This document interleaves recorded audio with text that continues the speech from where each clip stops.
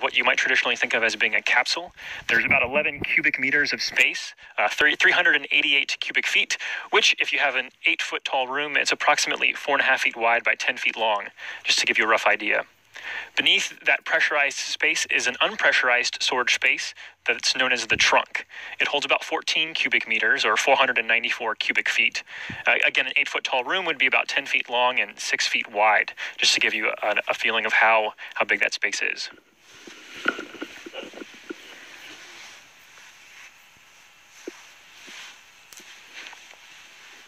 Again, destined for the International Space Station with a planned berthing Saturday morning. The space station is actually headed this way from Australia. It's flying over the oceans south of Australia as we speak, and headed this way again. The Dragon will plan to intercept that Saturday morning. Vehicles on internal power. They're a great call. Vehicle on internal power. Things progressing. Ground gas close-up starting.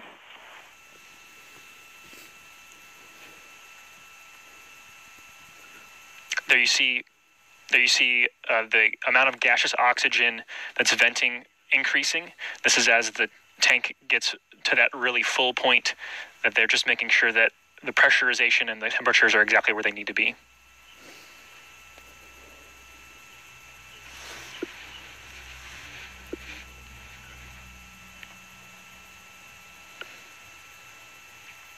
Ground gas closeout's complete.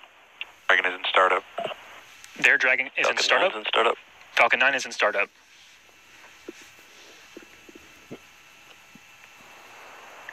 Stage 2, press for flight. Go for launch. And there's that call, the go for launch call from Launch Director for SpaceX, Mike Taylor.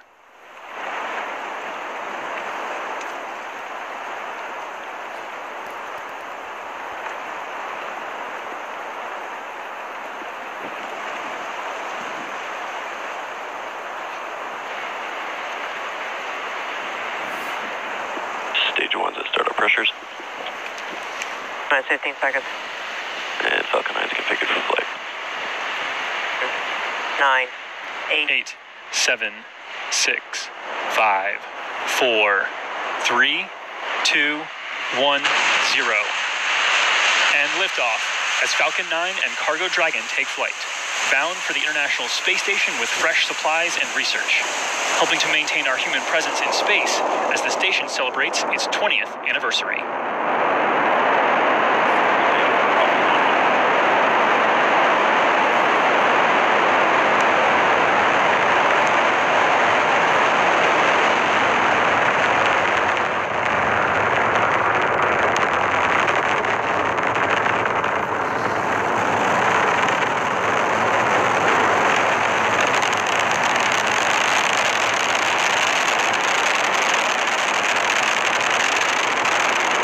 We expect a small throttle back in the engines as the vehicle enters max Q, or maximum aerodynamic pressure.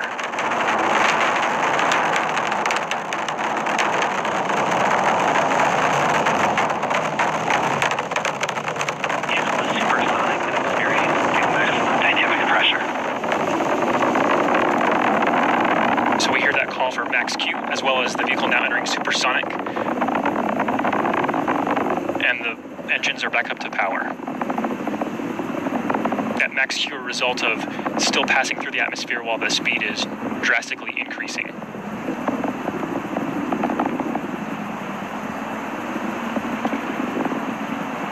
In about a minute, we're going to see a number of actions happen in very rapid succession. At about 2:23, we're going to see the main engines cut off.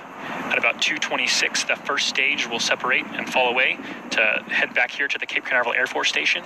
At 2:33, the second stage engine will ignite, that Merlin vacuum engine. And at 2:39, the first stage will initiate its boost back burn to return here.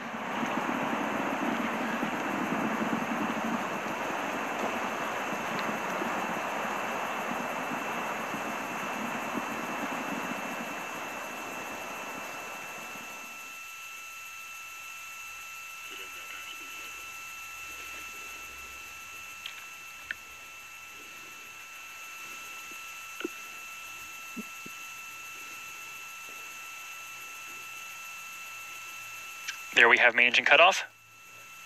Eco. Stage separation confirmed. And confirm first stage step. Stage 1 boost back startup. Ignition. There we have a boost back burn.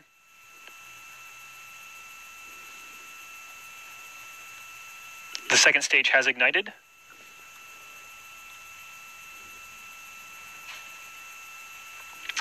The first stage's main objective is really to get the Dragon spacecraft out of the atmosphere, which it has succeeded in doing. The second stage is now into its mission to deliver the Dragon into its specific orbit.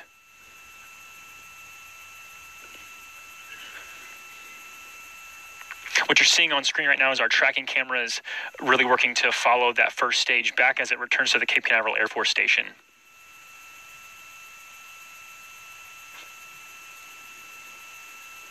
Stage 1 boost back shutdown. So the boost back burn is complete. There are at least a couple more burns required to get that first stage back down here to the Earth, which we'll keep a close eye on.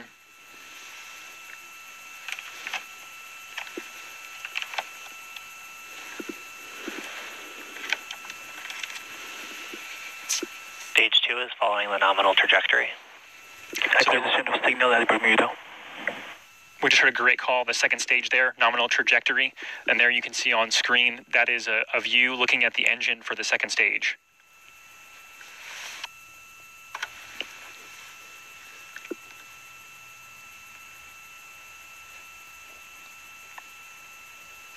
There's a really beautiful shot looking back where you can see the Earth. The cameras are switching there on opposite sides of the second stage looking at that engine.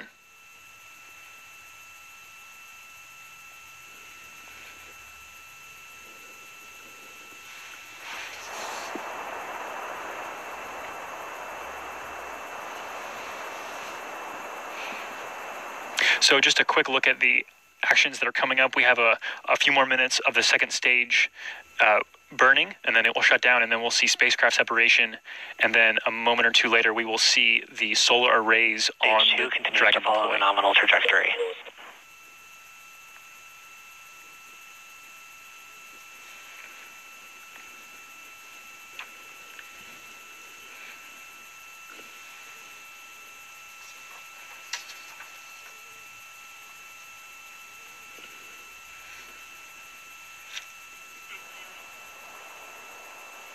Acquisition in New Hampshire.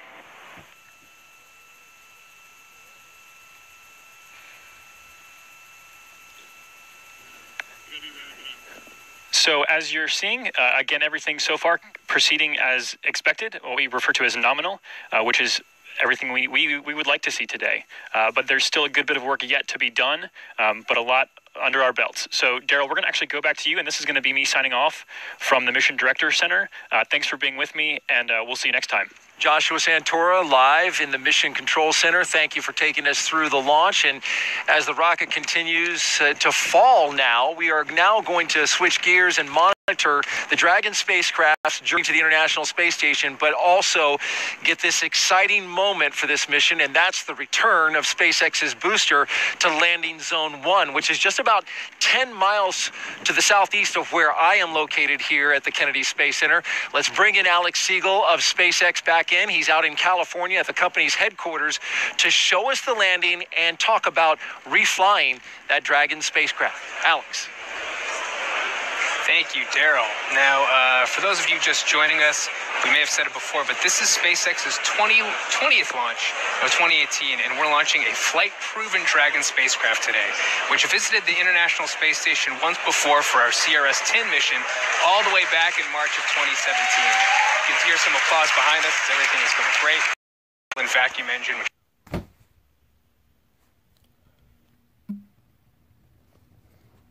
only operates in space.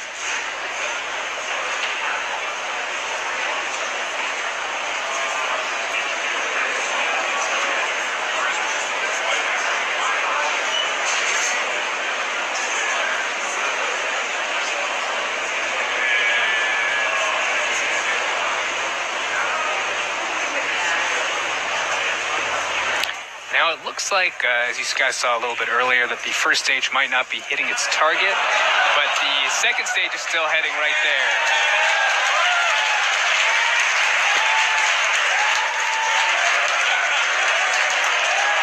It says, if you guys can hear the cheering in the background from my team members, it seems that the first stage has made a water landing, which, again, is not the primary mission here. We still have the Dragon capsule headed to the International Space Station. It is a bummer that we weren't able to capture and re-land the first stage, but again, not our primary mission, so we are still on track to complete this mission. I'm going to go back to talking about our primary mission, and again, as I mentioned earlier, you've got the MVAC-D or Merlin vacuum engine you see on your screen. The burn, it looks like it has fully cut off, and we'll wait for the nets to confirm that we've had official second engine cutoff.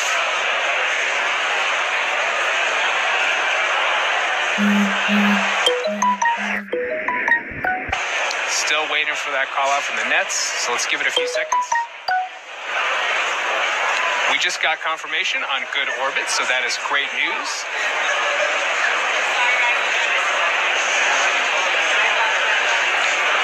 Up next, we've got Dragon separation from the top of that second stage, which will give us a glimpse inside Dragon's trunk. As mentioned earlier in the broadcast, Dragon carries cargo both inside the capsule, which is referred to as pressurized cargo, and in its trunk, referred to as unpressurized cargo. And it looks like we have clean separation. You can see inside the trunk right there. What a beautiful shot.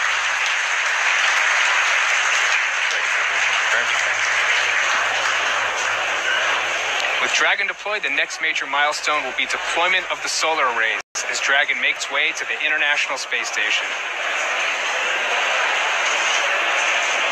It's going right back to you, Daryl. Thank you, guys. All right, Alex Siegel live in Hawthorne, California. Thank you. As he mentioned, there was a bit of an issue with the booster, but Dragon is well on its way to the station right now. Still looking for a confirmation of solar array deployment. Let's check now. Back with Gary Jordan out in Houston, Texas at Johnson Space Center. Gary. Thank you, Daryl. We're seeing the views now of the confirmation of that separation. The next milestone will be when the solar arrays themselves are deployed. Once they're deployed, it'll provide power to the Dragon over this next 2.5 days that it'll be orbiting the Earth to rendezvous with the International Space Station. Once it does, this is scheduled for Saturday morning and is captured by the station's robotic arm. It will share power with the station itself until it's birthed a few hours later. Again, looking at Saturday. The view you're seeing now is a view of the Dragon spacecraft in orbit. You can see some of the tracking. The station itself, at the time of launch, was 261 statute miles over the just south of Australia. Soon we'll be seeing some views. One of the cameras on the Dragon that will actually show us the solar array deployment. In the meantime, we'll stand by for confirmation of that milestone.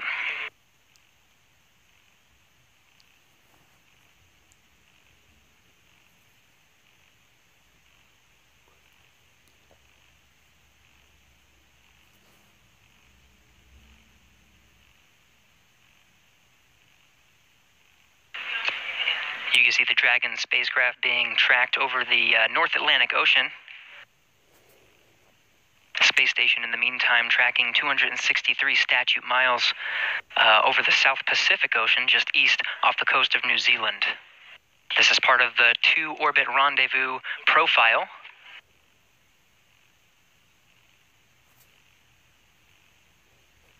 And it looks like we have a good solar array deployment. Solar arrays are now in motion.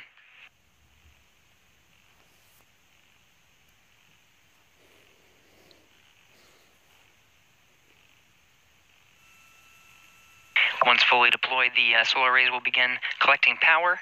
Again, that will provide power to the Dragon spacecraft over the next approximately day and a half, a little bit longer, until the capture to the International Space Station.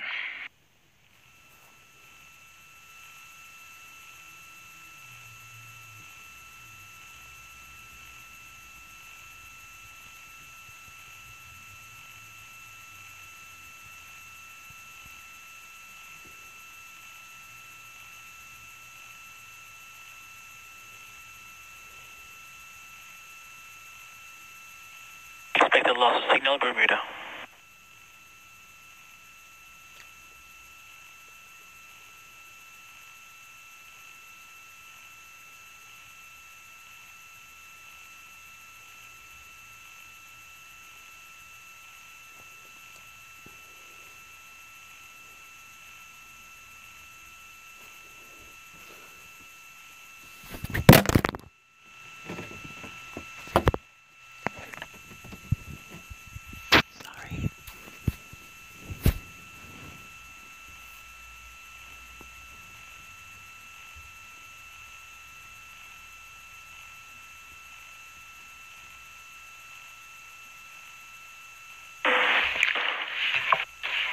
And as SpaceX flies again over the North Atlantic Ocean, the International Space Station just behind it, 263 statute miles.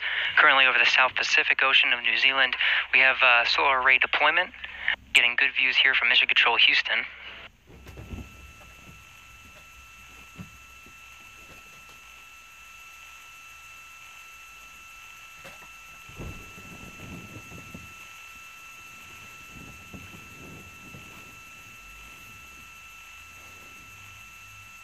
So again, with the successful deployment of those solar arrays, Dragon will be using those to collect power from the sun as it continues to orbit the Earth for the next 2.5 days.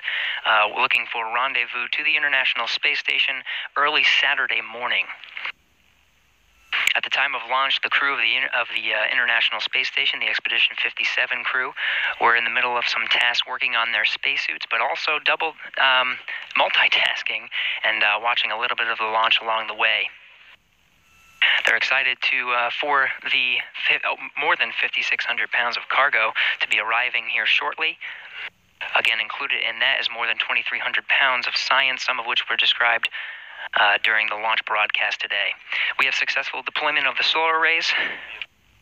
And with that, we'll toss it back to Daryl over at the Kennedy Space Center. Everything's looking good from here in Mission Control Houston.